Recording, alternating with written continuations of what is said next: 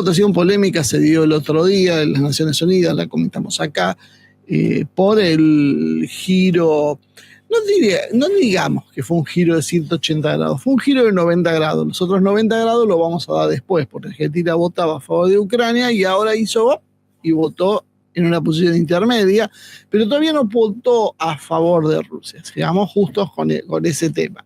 O sea, eso será la próxima votación para que se note un poquito menos. Bueno, en esa votación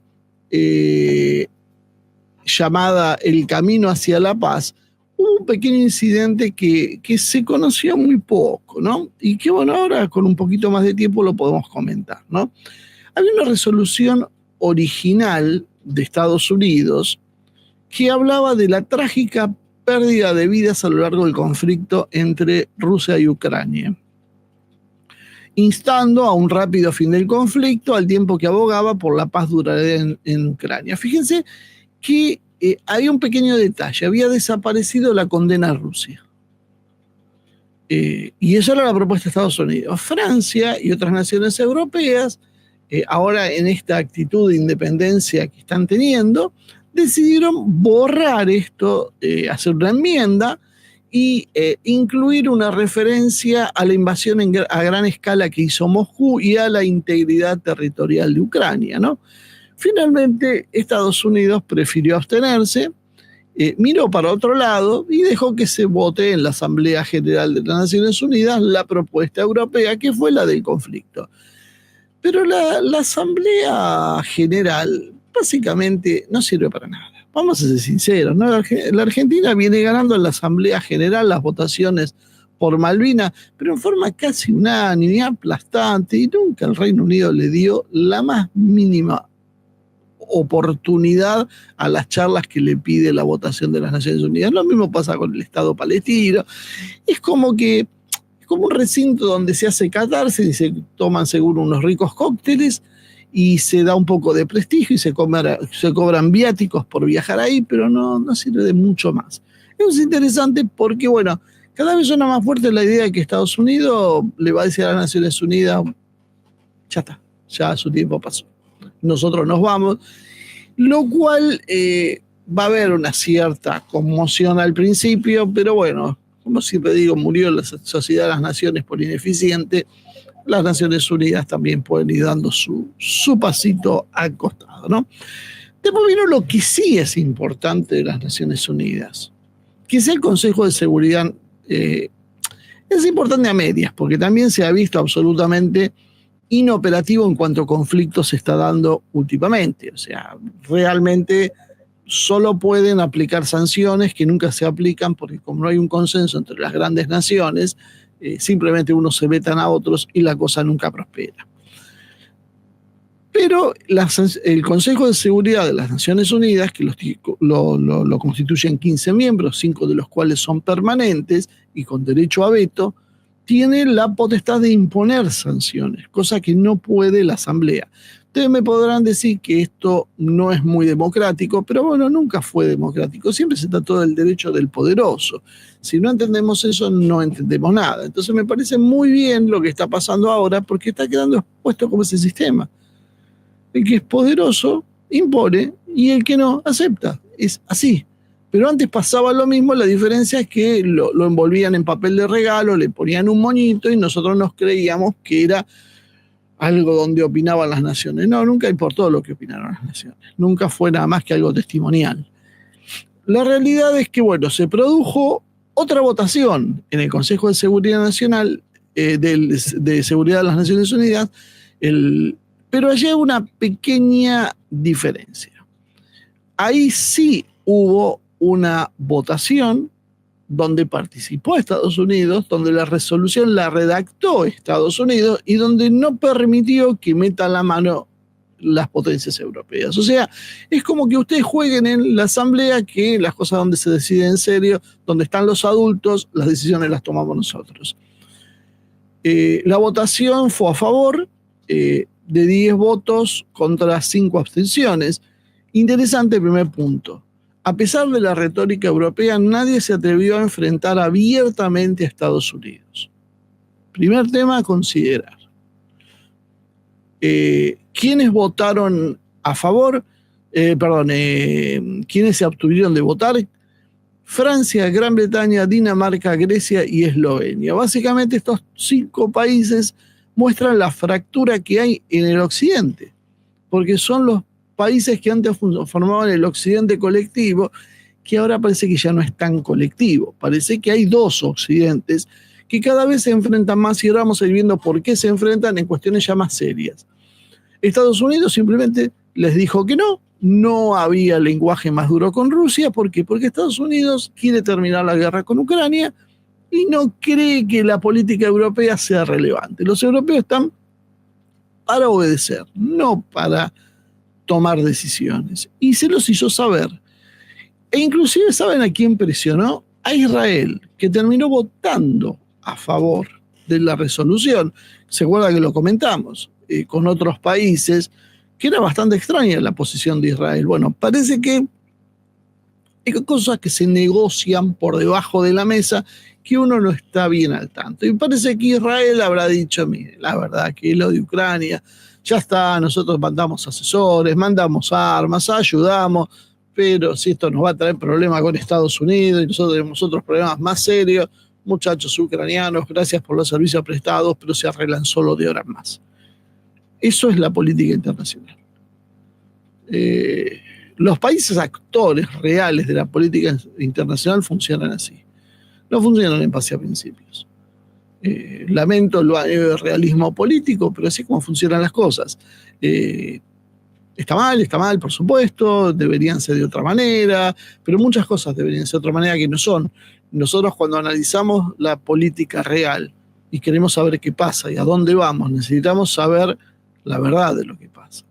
Y hasta ahora, bueno, lo que teníamos era muchísima mentira.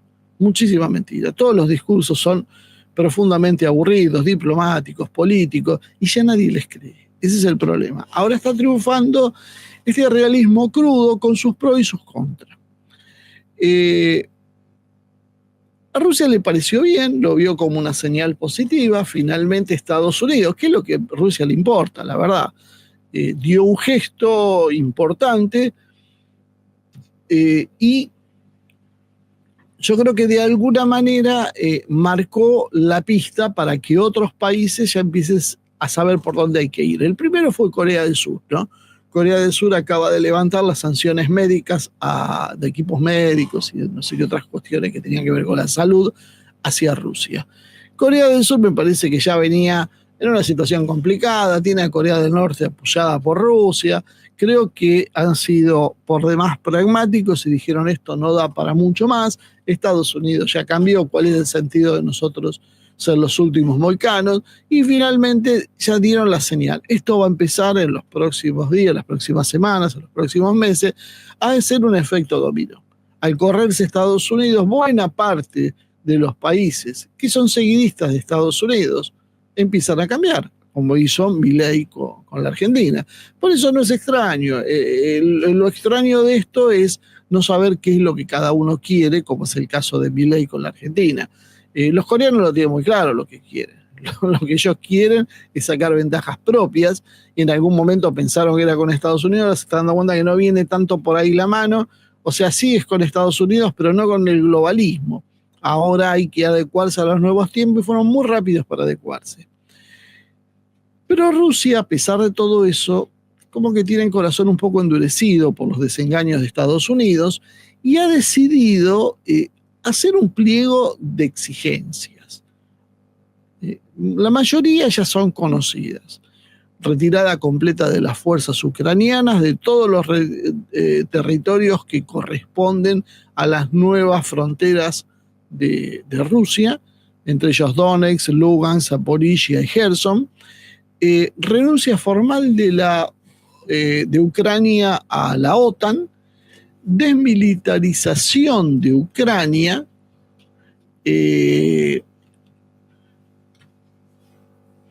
reconocimiento de la soberanía de Rusia sobre los territorios reclamados, o sea, no solo que se vayan, sino que se los reconozcan a Rusia, y aceptación de las nuevas realidades territoriales. Que esto no está en una zona gris, porque no sabemos si cuando hablamos de nuevas realidades territoriales no significa que, bueno, Odessa, por ejemplo, y otras zonas rusoparlantes que son salidas al Mar Negro y que han sido un problema en esta guerra, no va a exigir Rusia que pasen a ser parte también de la Federación de Rusia.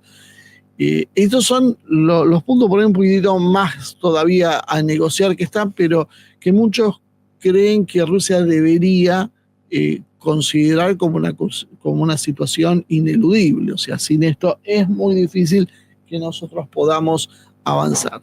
Por otro lado, la plena protección de derechos, libertades e intereses de los ciudadanos rusos o de habla rusa en Ucrania, el levantamiento de todas las sanciones económicas. Ya Estados Unidos está empezando a hablar de ese levantamiento, evidentemente están sobre la mesa, se están negociando, y muestra la cuestión de dos, ya no dos velocidades, dos direcciones, donde mientras Estados Unidos ya está hablando de levantar sanciones y de ser un socio comercial de Rusia, Europa aumenta las sanciones. Y la devolución del dinero de los activos rusos incautados es un tema todavía a discutir, pero imaginamos que Rusia lo va a reclamar y no va a dejar que eso se pierda. Otra cosa que están haciendo saber los rusos es que no están interesados en un armisticio, ni en una paz, ni en una negociación de nada, hasta de tanto no se resuelvan todas estas cuestiones previas. A pesar de las palabras de Trump, de un posible alto el fuego y de todo lo que viene dando señales, el Kremlin el martes dijo que se oponía a la presencia de fuerzas de paz europeas en Ucrania, cosa que Trump había dicho, bueno, tal vez a Rusia no le parezca mal. Bueno, el Kremlin ya dijo que sí le parece mal, y lo dijo después que lo dijo Trump. O sea, la posición rusa parece firme en este aspecto. Lavrov sostuvo esa posición, Peskov dijo no tengo nada que añadir a lo que había dicho Lavrov, quien había calificado básicamente de inaceptable la presencia de fuerzas de la OTAN disfrazadas como fuerzas de paz.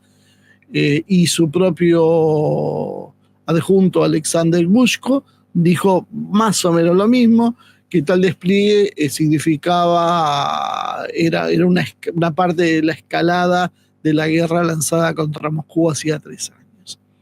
A todo esto falta todavía para definir algunas posiciones un viaje bastante importante, 2 viajes en realidad. Uno que es el de Keir Starmer, el primer ministro británico recién asumido, podríamos decir, y el de Vladimir Zelensky a los Estados Unidos. Porque, bueno, hay que viajar allá para conseguir beneficios, ¿no?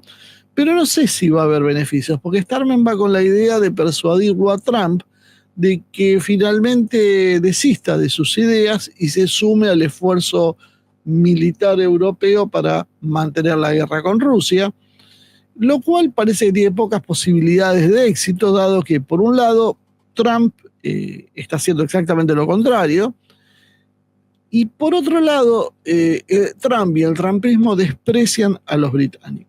Se los han hecho saber claramente, sobre todo al gobierno británico, diciendo Elon Musk que había que hacer una revolución para liberar a los ciudadanos británicos. Elon Musk es un funcionario hoy del Estado estadounidense, no es un particular que dice lo que se le da la gana.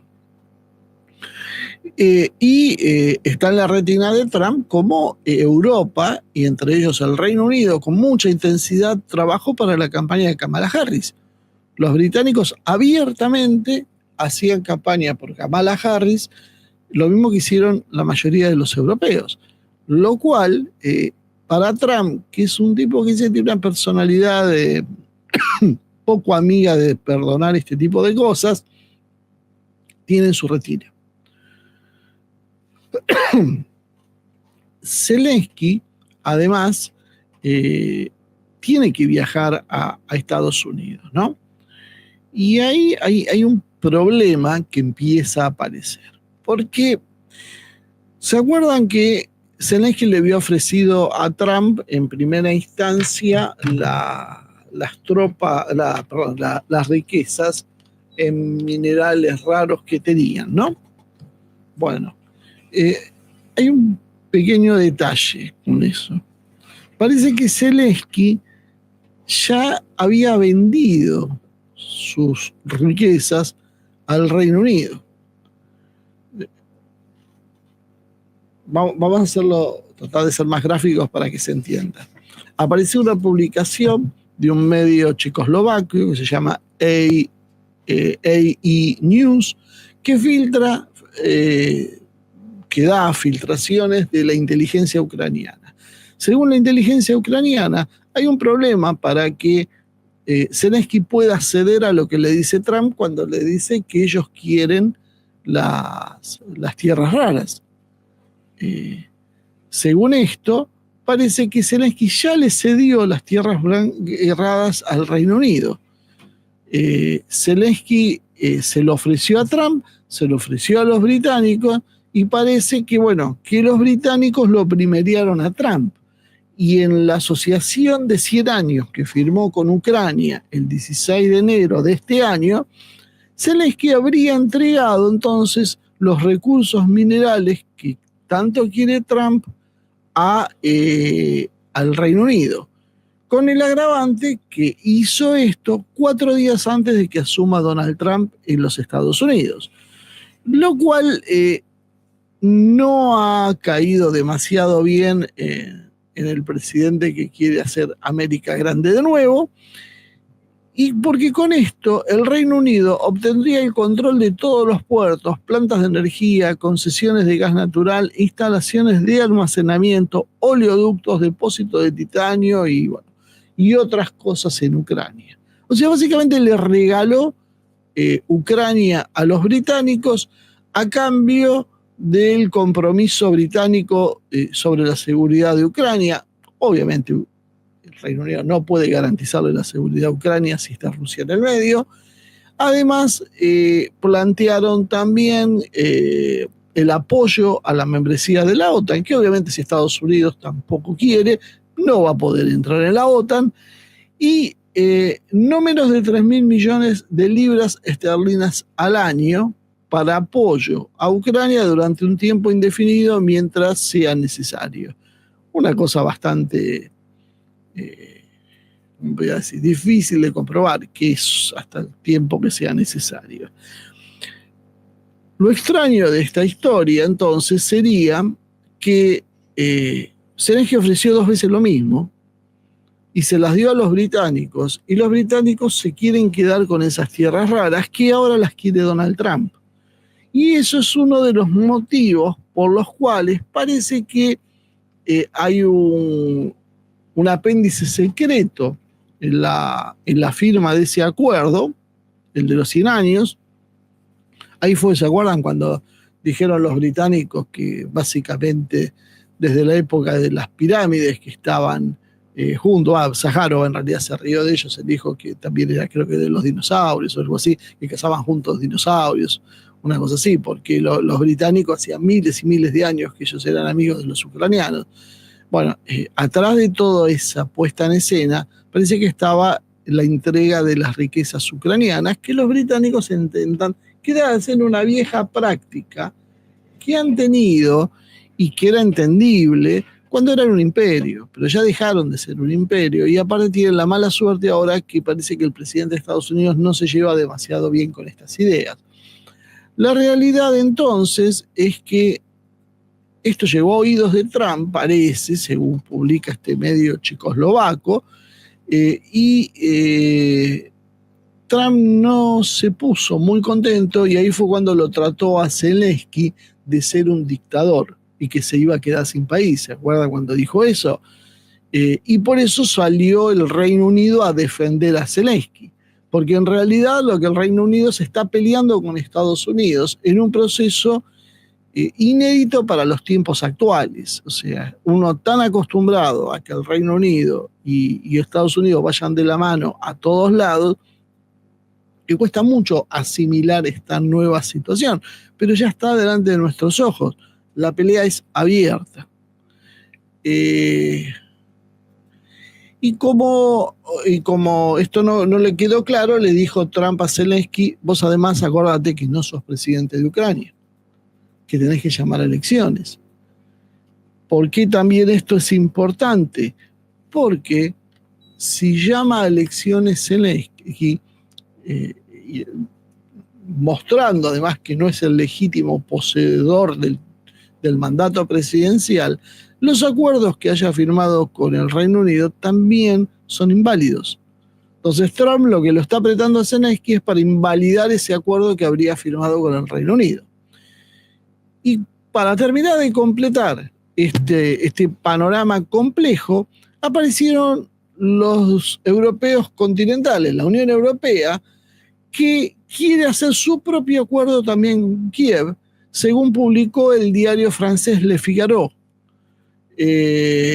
Según el diario, Europa ha comprendido el valor total de los recursos minerales de Ucrania. Ahora todos descubrieron eso. Me parece que ya lo sabían de antes, pero se hacían los tontos. Y no tiene interés de quedarse atrás en el reclamo de Estados Unidos. O sea, Macron y los suyos ahora deciden confrontar con Estados Unidos por las tierras raras de Ucrania, que también los británicos se las quieren quedar. Bueno, cuando hablábamos de que se iban a repartir Ucrania, no imaginamos que iban a llegar a este punto, esta desprolijidad. Ucrania podía proporcionar 21 de los 30 minerales críticos que necesita Europa para una asociación mutuamente beneficiosa, dijo el vicepresidente de la Comisión Europea, Stéphane Séjourné. Sin embargo, no especificó cuáles podían ser los parámetros de este posible acuerdo. Parece que Zelensky entonces ofrece a cada uno, a cada cliente que encuentra, lo mismo, se los vende a todos, y después no sé cómo piensa zafar de esto. Es como esos estafadores que agarran y venden, tienen un departamento, lo ponen en venta y se lo venden a 5 compradores simultáneamente y desaparecen. Bueno, vamos a ver cómo desaparece Zelensky, porque la cosa no está clara, porque los europeos se están peleando abiertamente con los estadounidenses, los británicos se están peleando con los estadounidenses, y Trump está decidido a poner las cosas en su lugar. Acá hay uno solo que manda. Este es el entorno en el cual se están dando las cosas. Por otro lado, saliendo un poquito geográficamente, tenemos el problema de Israel. Israel también sabemos a ciencia cierta que tiene un objetivo, que es el Gran Israel. Lo han repetido infinidad de veces ministros y funcionarios israelíes. ¿Están todos los judíos de acuerdo con esto? No, evidentemente no, pero el judaísmo sionista sí está de acuerdo con esto, y el sionismo no judío en buena parte también. El Gran Israel, como ya lo comentamos la otra vez, es ocupar el Líbano, Jordania, gran parte de Siria, la mayor parte diría, gran parte de Arabia Saudí, parte de Egipto, ¿qué me está faltando? Siria, Irak, y creo que estamos todos, ¿no? Y Líbano. Bueno, todo eso quiere ocupar Israel. Obviamente esto va a ser un problema.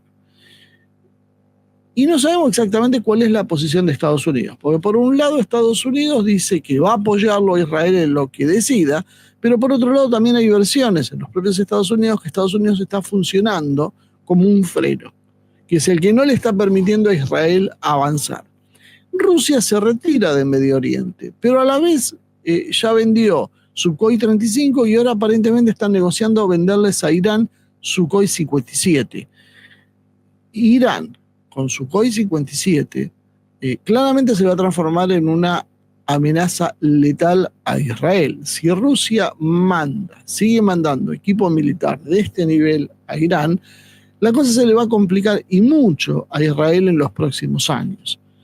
Por eso tal vez Israel está tratando de hacer gestos como esa votación. Israel está entendiendo que, bueno, la cosa no pasa por apoyar a Ucrania ni el excedente colectivo, sino ubicarse nuevamente con Rusia. Entonces Israel queda apretujado en una situación complicada, pero que no lo hace cambiar de su idea original.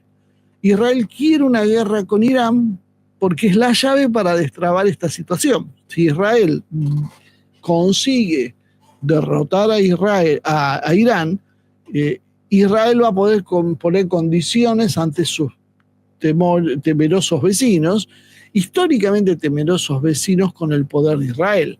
El desafío se los está haciendo Irán. Entonces tienen que derrotarlo. El problema es que esto va a contramano de lo que quiere Trump. Trump ha dicho que él prefiere, lo dijo hace unos días, él quiere pasar a la historia no como un conquistador, sino como un pacificador.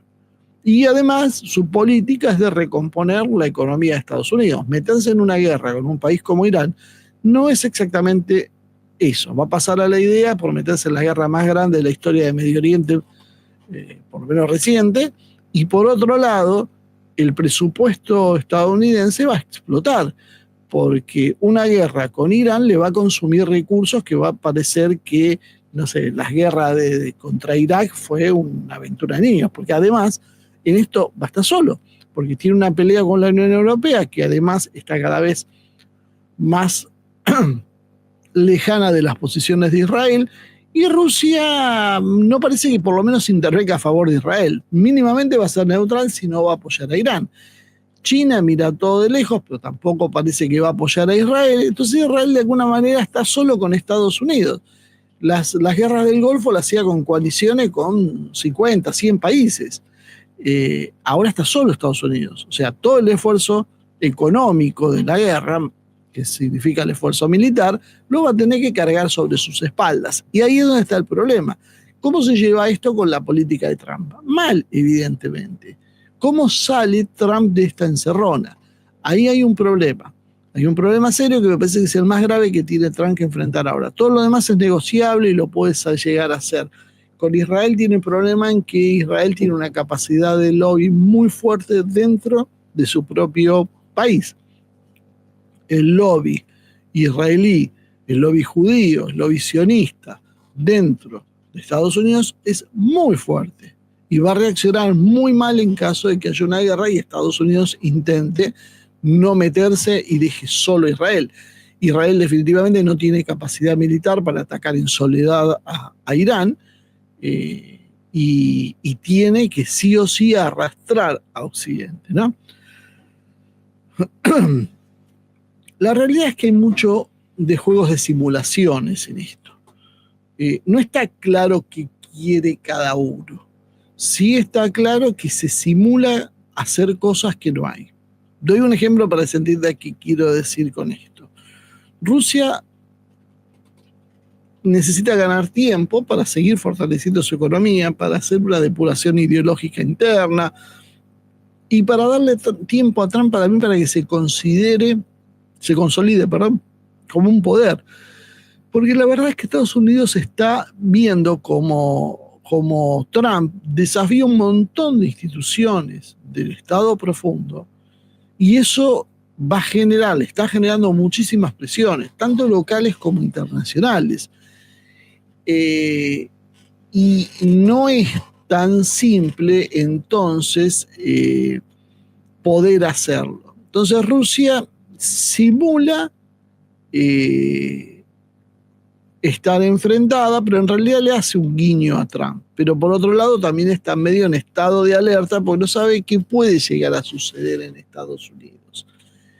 China es el simulador más claro. China ha simulado ser un país absolutamente sometido a los designios de Occidente para transformarse en el taller mundial y que se llenen de dinero las empresas occidentales, pero esto tuvo un cambio a medida que China se fue fortaleciendo. Y hoy China, mientras sigue diciendo, nosotros no tenemos nada que hacer en esto, se mantiene al margen, no es una muestra de debilidad como muchos creen. China, si fuera una gran potencia, tendría que estar en las negociaciones imponiendo reglas. China hace otro juego. China, ¿qué está haciendo? Ganando tiempo, fortalecerse y dejando que el desgaste lo afronten otros. Porque mientras Estados Unidos y Rusia se enfrentan entre sí y se desgastan en la guerra de Ucrania, China mira y junta riquezas. Esto de alguna manera ya lo hizo Estados Unidos en otras guerras. ¿Y qué terminó pasando? Cuando se metió al final, terminó emergiendo como la gran potencia mundial. China ha duplicado, tiene planes para duplicar su arsenal nuclear a cortísimo plazo, en 5 años, y por otro lado, potenciar al máximo sus fuerzas militares. Todos los días vemos, ya están haciendo su cuarto portaaviones, tiene más de 300 aviones de quinta generación. Lo de China es impresionante. Entonces, ¿no quiere hacer nada o es otra cosa? China está simulando y dejando que las cosas pasen. Y por otro lado, muchos sueñan con una ruptura entre Rusia y China, y algunos se jactan de decir, ven, que yo se los había dicho antes, que Rusia y Estados Unidos iban a ir contra China. Y la realidad es que acaba de firmar un nuevo documento Rusia y China, ratificando su alianza, y por otro lado, Xi Jinping acaba de asegurar que va a ir el 9 de mayo, el Día Nacional Ruso, a Moscú, seguramente cuando se hace ese gran desfile, no sé si por las condiciones será este año, va a ir a Moscú, y el que está dudando si va o no es Trump, que sí, que no, que vamos a ver, que no sé si están dadas las condiciones. ¿Y por qué pasa esto? Porque en realidad China ya es la aliada. Acá hay un problema. China y Rusia le están diciendo a Estados Unidos, ¿te sumás o te quedás afuera? Eso es lo que está pasando en el fondo. Pero bueno, no todos lo entienden así, pero bueno, el tiempo pondrá las cosas en su lugar. La idea de que Rusia se enfrente con China para favorecer a Estados Unidos, después de todo lo que ha pasado en la historia reciente, me parece que es más un voluntarismo estadounidense que una realidad. Ahora, ¿cuál es el problema de toda esta historia? Porque fíjense que estamos viendo emerger, si esto es así, un poder con tres patas. Estados Unidos, Rusia y China, básicamente, con una Europa prácticamente borrada del mapa, totalmente aislada, y que encima ahora no tiene mejor idea que enfrentarse a Rusia y a Estados Unidos por la cuestión de Ucrania, tanto por las tierras raras como por la cuestión política y la guerra. Esto lleva a pensar, bueno, ¿qué es lo que en realidad está pasando y dónde está la llave? La llave es entender si Estados Unidos realmente está cambiando o es una estrategia de engaño también. En esta estrategia donde todos simulan cosas, Estados Unidos también está simulando un cambio para que se rompa la alianza sino-rusa. Puede ser, pero yo creo que para poder tener una respuesta sobre esto, más allá de nuestras presunciones, nuestras corazonadas y nuestra propia experiencia histórica, hay que mirar qué es lo que pasa dentro de Estados Unidos, ¿no? Sobre todo, qué es lo que pasa en MAGA. Make American Great Again es algo más que un eslogan. Me crucé con una nota de Alexander Dugin sobre Steve Bannon que me parece muy interesante, que se las traigo ahora, que las vamos a ir comentando, para que se entienda por qué son las bases. Dugin es un tipo que hoy está apoyando a Trump, decididamente apoyando a Trump, y a la vez es el más duro de los rusos. Entonces, ¿qué es lo que está pasando? Bueno, vamos a dejar que con este análisis se vaya entendiendo.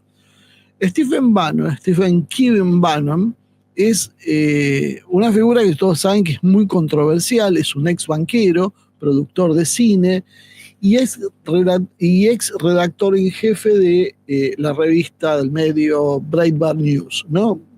De creciente influencia en Estados Unidos. Además, Bannon se hizo conocido por ser una especie de monje oscuro que nadie tenía demasiado en sus cálculos, pero se reveló como el gran arquitecto ideológico de Trump, tanto en lo coyuntural como en la estrategia, como en la propia ideología, ¿no? Las ideas de Bannon están basadas en, y estas son cosas que sostiene Dugin y creo que son atendibles, ¿no? En el nacionalismo económico, el antiglobalismo y el populismo. Y que esas son las bases, él dice, de la filosofía política de Trump. Breitbart se transformó en la voz de las ideas conservadoras en Estados Unidos, tiene influencia sobre millones de personas a través de su línea editorial que confronta con el establecimiento liberal globalista. No serían liberales. Vamos a tener que después explicar bien esto. Breitbart se fundó en el 2007, o sea que estamos hablando de 18 años de este proceso. La fundó un periodista, empresario, hombre de negocios, Andrew Breitbart, que puso su apellido, y que murió en el 2012. Steve Bannon fue quien se quedó a cargo del medio, es el presidente ejecutivo de Breitbart, y se transformó en una usina de ideas conservadoras y populistas que defienden, que nuclean, que estructuran al movimiento MAGA. En agosto del 2016, Bannon se convirtió en el jefe de gabinete sustituyendo a Paul Manafort y con el jefe de gabinete de Trump, ¿no? Y con su estrategia ayudó a cambiar el rumbo de la campaña de Estados Unidos, asegurando finalmente la victoria de Trump en las elecciones que se iban a dar a fines del 2016 y que lo llevarían a la presidencia Trump en el 2017, cuando Trump asume con Bannon como jefe de estrategia de la Casa Blanca y miembro del Consejo de Seguridad Nacional. Estos son puestos importantes en Estados Unidos, hay veces no tan renombrados, pero este tipo de consejeros, como los de Seguridad Nacional, no son como los asesores que tenemos nosotros. Estos son gente que tiene peso y formación. En el 2017 se terminó yendo por una serie de conflictos internos y protestas en Charlottesville, y Trump dijo en broma que Bannon que él iba a las reuniones del Consejo de Seguridad Nacional con libros filosóficos que le interesaban a Bannon más que la agenda que se estaba discutiendo. O sea, de alguna manera lo trató medio como de ineficiente en esto, de ser un teórico, y Bannon se cansó y pegó el portazo y se fue, aunque no se fue del movimiento y siguió apoyando a Trump y a MAGA, pero teniendo su perfil propio, ¿no? Los principios ideológicos de Bannon, y a esto es lo que quiero llegar, porque estos son los principios ideológicos que movilizan a Trump, porque Trump ha ido absorbiendo estas ideologías. Es el tradicionalismo de la escuela filosófica de René Guénon y de Ébola, y además es alguien que considera, junto con estos filósofos, que la civilización occidental moderna es producto de la degeneración y la perversión, de la pérdida de valores tradicionales y de las instituciones sagradas, rechazando por lo tanto la modernidad entendida como la democracia, el progreso y la globalización, abogando por el retorno a los valores eternos y al orden jerárquico. Bueno, esto lo pone en la misma senda que Dugin. Por eso Dugin apoya a Trump, porque apoya las ideas de Bannon, y las ideas de Bannon son las ideas de Trump. Trump toma el bagaje ideológico de Bannon y esas ideas son las que acabo de decir, que considera decadente a la civilización occidental, degenerada, perversa, que ha perdido los valores tradicionales y las instituciones sagradas, y que eso es culpa de la democracia, el progreso y la globalización. El progreso entendido en términos filosóficos, no es cuestiones de tecnología, ¿no? Solo. Bannon ve la historia como un proceso cíclico de la edad oscura moderna que debe dar paso al renacimiento de una nueva edad de oro. Introdujo al trumpismo las ideas de Strauss-Howard y sobre los ciclos de la historia estadounidense, y vinculó su visión del mundo a los grandes ciclos del tradicionalismo clásico con los pequeños ciclos de la sociología estadounidense. Bannon defiende el nacionalismo económico, la protección de los trabajadores y la industria estadounidense mediante el proteccionismo. la restricción de la inmigración y la oposición a la globalización. Es partidario del libre comercio, descree del libre comercio y de la mano de obra barata extranjera porque están destruyendo la clase media estadounidense. Bueno, alguien después que me explique cómo lo ubican a Milei en este planteo. En cualquiera de todos los que dije, ¿no? Defiende un mundo de naciones soberanas, cada uno conservando su propia identidad cultural, en contra del universalismo, el liberalismo y el cosmopolitismo ateo. Por eso son las alusiones de Milei, por ejemplo, en Davos, a algunas de estas ideas, y que las preste, porque él quiere que llamar la atención y que lo consideren parte de ese movimiento, aunque su visión economicista está absolutamente en las antípodas. Milei no es un tradicionalista, es partidario del libre comercio, no cree en los estados, no cree en las identidades nacionales, básicamente no cree en absolutamente nada de lo que cree el trumpismo. Sin embargo, trata de explotar una parte, que es el discurso anti-woke y demás, para su beneficio propio.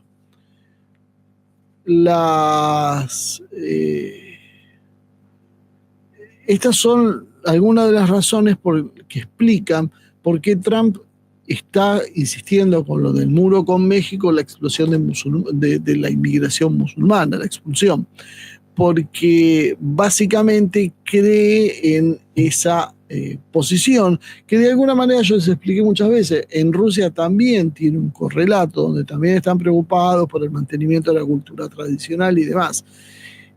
Es básicamente el occidente colectivo, lo que queda del occidente colectivo globalista versus el mundo que empieza a surgir tradicionalista. Esas son las dos fuerzas en pugna. No es el patriarcado, no es la izquierda, no es la derecha, no es nada, son otras categorías.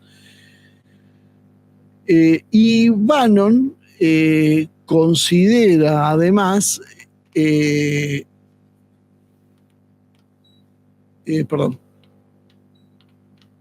Bannon considera además que Rusia y Estados Unidos tienen que ser aliados en su lucha contra las élites globalistas.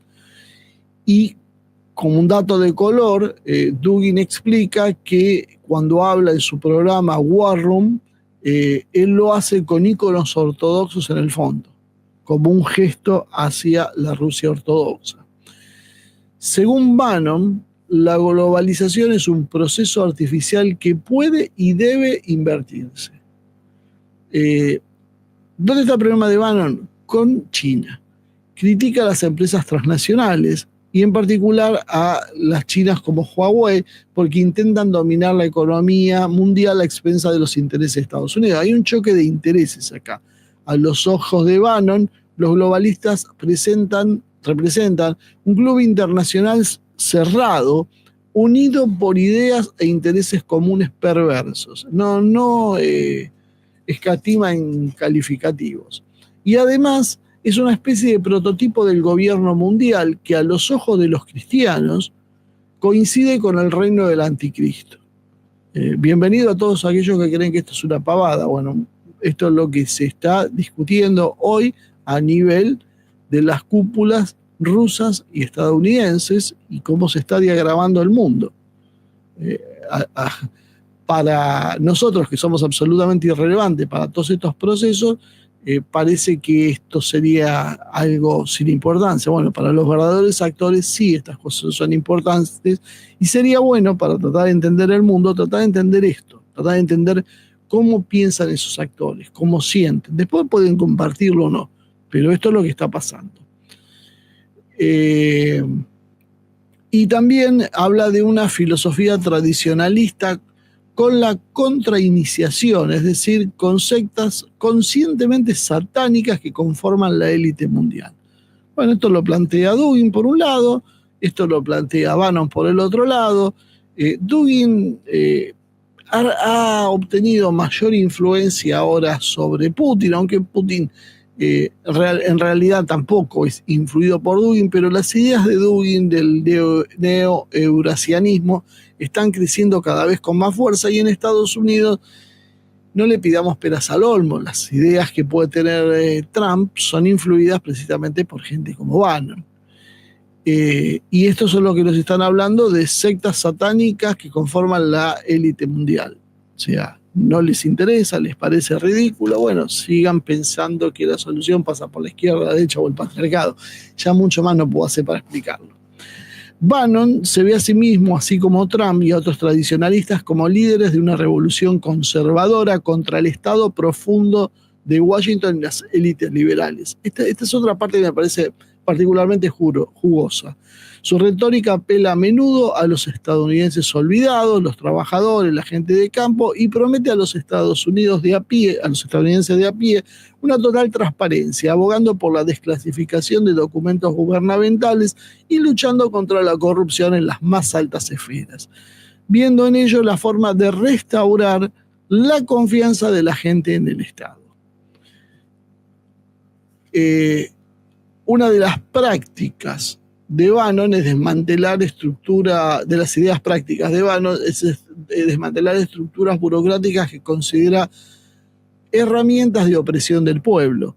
En la Conferencia de Acción Política Conservadora del 2017 prometió deconstruir el Estado administrativo. Esta visión sugiere un desdén tradicionalista por las instituciones modernas y un deseo de volver al poder de los líderes carismáticos, meritocráticos y naturales. Bannon apoya la preservación de los valores tradicionales estadounidenses y se opone al multiculturalismo. Combina su fe católica con un interés por las religiones. Qué curioso, fíjense el ruido que están haciendo nuevamente los católicos. Todavía la Iglesia Católica tiene bastante para hablar. Muchos por ahí dicen, entendidos religiosos, que la verdadera oposición sigue estando en la religión católica, y que el tiempo de auge del evangelismo en países como el nuestro ya está empezando a pasar.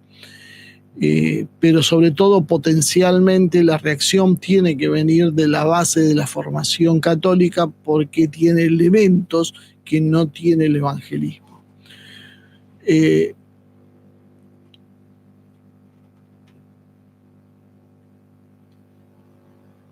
Esto es lo que a él, tal vez yo pienso que de alguna manera lo lleve a una posición de profunda desconfianza con China, porque él tiene una admiración también por la India, y dada por su interés en el hinduismo. Y ahí se le puede colar alguna posición más anti-China y que expliquen por qué esa obsesión con China, que de todas formas la va a tener que negociar con Putin. Y Putin tiene a China como un reaseguro de seguridad, ¿no?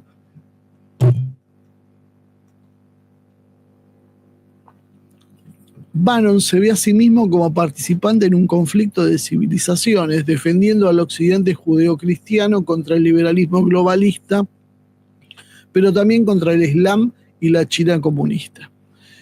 Bannon vio a Donald Trump como una figura capaz de romper las cadenas e implementar un cambio radical frente a la corrección política y el compromiso de las autoridades gubernamentales. Bannon se apoyó en una retórica agresiva centrada en la inmigración y en la economía, e hizo un uso masivo de las redes sociales para movilizar sus partidarios, como habíamos planteado al principio, y tras abandonar la Casa Blanca volvió a su tradición. Bannon fue preso. Fue detenido por el gobierno de Biden con un cargo de desacato al Congreso en relación a la investigación del asalto del Capitolio. Una cosa obviamente totalmente inventada. Creo que estuvo unos meses preso. Y cuando salió se transformó nuevamente en un activo apoyador de Donald Trump. Y esta es la clave de lo que hoy estamos diciendo, en uno de los arquitectos del plan de reformas que va a cambiar a Estados Unidos y al mundo. Bannon es una importante figura de la Trad-Right, de Traditional Right, de la derecha tradicional, y se declara como nacional populista por oposición a los conservadores clásicos dentro del Partido Republicano y a los neoconservadores. Fíjense porque esto suele meterse todo en la misma bolsa y a veces no tiene nada que ver las cosas. Y hay una cosa interesante porque él se ha enfrentado con Elon Musk, que representa la cabeza de la derecha tecnológica de Silicon Valley, según describe Dugin, ¿no?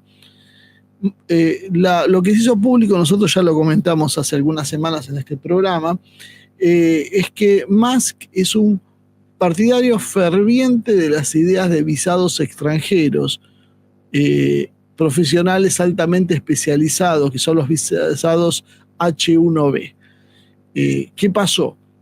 Musk quiere esos visados para dárselo, por ejemplo, a ingenieros extranjeros para que vayan a trabajar a Estados Unidos, y Bannon lo critica por esto, diciendo que primero están los intereses de los estadounidenses, que no pueden acceder a eso porque, claro, llegan trabajadores altamente calificados del exterior que lo hacen por menos dinero, ¿no? Y que tienen a veces cuotas prioritarias. Bueno, esto trajo una discusión entre ellos. Bannon acusó a Elon Musk de tecnofeudalista y de intentar sustituir los intereses nacionales por el beneficio personal. Bannon le respondió a Musk que le dijo que quería enriquecerse a sí mismo en lugar de enriquecer a los Estados Unidos, y prometió limitar la influencia de Elon Musk dentro de las Casas Blancas, diciendo que MAGA, o el Make America Great Again, no es para millonarios. Mientras tanto, Musk inició primero ataques con mucha dureza contra Bannon, pero luego, cuando vio la reacción de los mensajes a favor de Bannon en el público común, decidió dar marcha atrás porque perdía espacio dentro de la misma gente de MAGA y se dedicó a otros asuntos, dejó de hablar del tema. O sea, básicamente los tradicionalistas impusieron sus criterios. Y en el 2024, Steve Bannon, a finales del año pasado, poco antes que asuma Trump, concedió una entrevista a Stephen Edgington, el periodista de Daily Telegraph. Bannon le dijo que Trump tiene intención de eliminar a la bestia en su segundo mandato. Un ataque frontal contra todos sus opositores políticos y contra todo el Estado profundo, ¿no? Y que la victoria de Trump en el 2024 es la derrota definitiva de las fuerzas elitistas liberales, calificándolo a Trump como el Andrew Jackson del siglo XXI, dado las reformas que hizo este presidente en el siglo XIX. Y subrayó que los próximos 4 años, este periodo que está empezando ahora, Trump, será una época de limpieza en la que se destruirán viejas estructuras y se construirán otras nuevas sobre la base del nacionalismo y el populismo.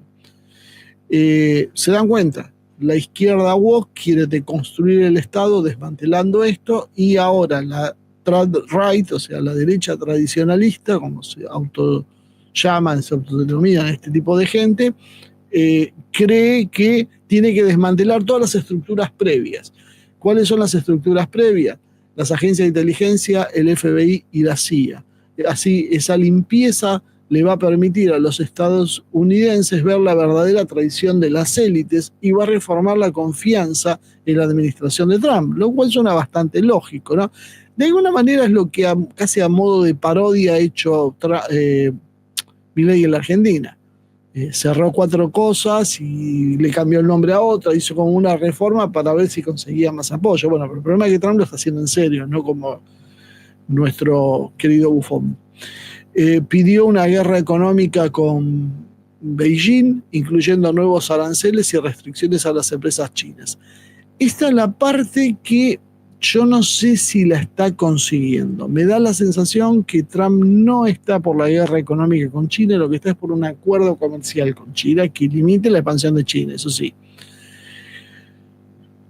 Bannon, además, mencionó, estamos hablando de la entrevista hecha a fines del año pasado, la intención de crear una internacional conservadora en Europa, apoyando a líderes como Giorgia Meloni en Italia o Víctor Orbán en Hungría, que son aliados de Mega, y también sumó a esto a la gente de Alternativa por Alemania, a Marine Le Pen en Francia, a Geert Wilders en Holanda y a Nigel Farage en el Reino Unido, y agregó a Calin Georgescu en Rumania, que ahora nos enteramos hace unas horas que fue detenido. Georgescu fue el que ganó las elecciones y le anularon las elecciones porque había influencia rusa y que la Unión Europea dijo que sí. Bueno, a partir de eso, nadie que tenga influencia rusa puede ganar una elección. Es decir, nadie que diga lo contrario a lo que yo digo puede ganar una elección.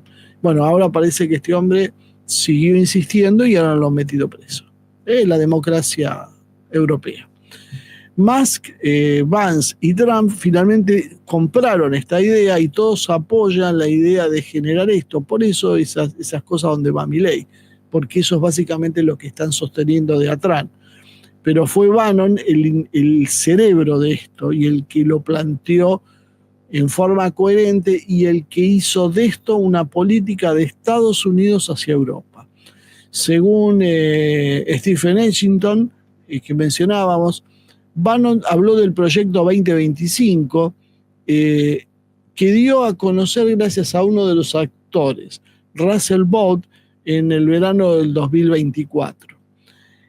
¿Qué es lo importante de esto? Este documento describe las reformas radicales que van a suceder cuando Trump llegue al poder. Acuérdense que esto lo escriben un año antes de que Trump llegue al poder y se difunde en noviembre de este año. Que entre las reformas era abolir la USAID, abolir la NED, la National Endowment for Democracy, auditorías a la CIA, auditorías al Pentágono, auditorías en la Fiscalía, en la Reserva Federal, que era lo que yo les decía el otro día, que empiecen a prestar atención, en el Tesoro, en los Ministerios de Educación, Sanidad y Apoyo Social, y aperturas de causas penales contra toda la cúpula del Partido Demócrata y sus dirigentes, y la publicación de las listas completas de los participantes en las orgías pedófilas que se llevaban a cabo en la isla de Jeffrey Epstein, ¿se acuerdan? El que se murió, o sea, se suicidó en prisión. Trump, en su momento, cuando le hablaron, dijo que este documento era falso, pero Russell Bott, que fue el que redactó ese documento, hoy ocupa un importante puesto en la administración de Trump. O sea, era falso, pero lo traigo con vos, y las cosas que está haciendo Trump van en dirección a lo que dijo Bott. Así que es muy probable, creen, que esa filtración de ese documento en realidad no fue una filtración, sino fue un globo de ensayo para testear las reacciones, para ir produciendo y mandando señales. El apoyo a Trump no es solo una alianza estratégica, sino un sustento ideológico, esto lo dice Dugin, sino un sustento ideológico basado en el hecho de que comparten las mismas ideas sobre Estados Unidos como un país libre de las garras globalistas y del control de las élites liberales. La entrevista demostró que Bannon no tiene ninguna intención de echarse atrás, que se siente como el arquitecto de una nueva era y que está dispuesto a luchar hasta el final por sus creencias. Entonces, a partir de todo esto, pregunta, y con esto ya terminamos, ¿es todo esto una falsedad o es un cambio de un sistema que está en marcha y no lo estamos pudiendo ver?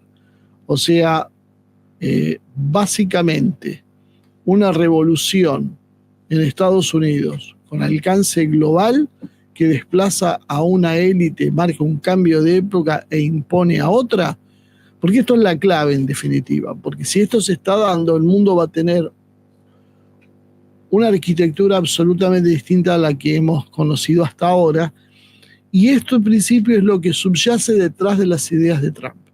Esto que les acabo de describir es lo que dice Dugin, que es lo que hay detrás de las ideas de Trump. Dugin obviamente tiene información y contactos que no tengo yo, pero esto coincide con lo que es la realidad, porque uno podía descreerlo, pero cuando uno ve los pasos que está dando, muchos suenan muy parecidos. Así que bueno, Espero que esto ayude a echar un poco de luz sobre, bueno, qué podrá querer hacer Estados Unidos. ¿Se puede confiar? ¿No se puede confiar? ¿Hacia dónde va Estados Unidos? ¿Qué está pasando con Europa?